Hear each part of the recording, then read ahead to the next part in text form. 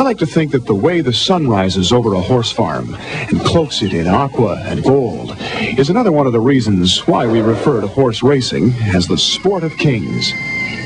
How ironic it is that most thoroughbreds rarely see the sun. Much of their competitive life is spent staring at their stall. That is, unless they're being trained by Janet Del Castillo. That's my girl. I raise horses the way I raise my children. I felt that they needed to be exposed to a lot of the different things in the environment, and we're tempted, the more valuable the horse, the more to coddle him. And in that process, we're taking away his ability to be a flexible, strong, good-feeling athlete.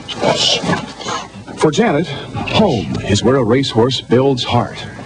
She's a pioneer in what's known as backyard training. The horse is only at the track when it's time to race. He learns to race on nature's track. Now, going down this hill is good. It develops the rear end of the horse. So you're on one of my routes now. That's it. Come on, Bob. I'll take you on. Okay. A route where the back stretch loops 3 miles through orange groves. And instead of a hose, a whole body bath waits at the end of the workout. I know it's ruining our boots, but doesn't it feel good for us, too? This didn't always feel good. Divorced after 18 years of marriage, Janet found herself with 3 teenage kids, a small farm, and a stable of hobby racehorses to manage on her own. She knew nothing about thoroughbreds, except that they seemed to perform better when they were allowed to be horses.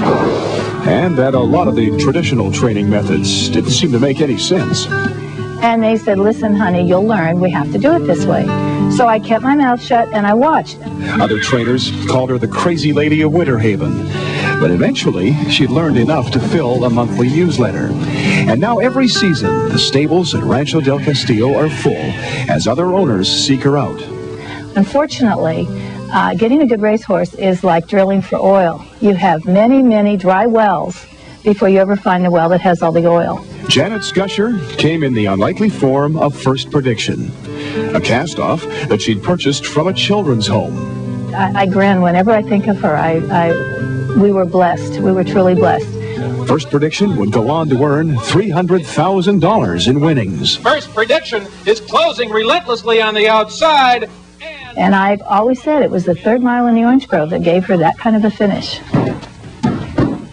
My job as a trainer is to train the horse to his own personal best. I think she should feel pretty good.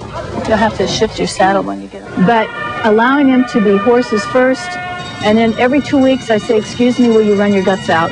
And the rest of the time they're a horse. Of course, no type or amount of training can guarantee success. We'll have to look at the rerun to see where the heck this horse was.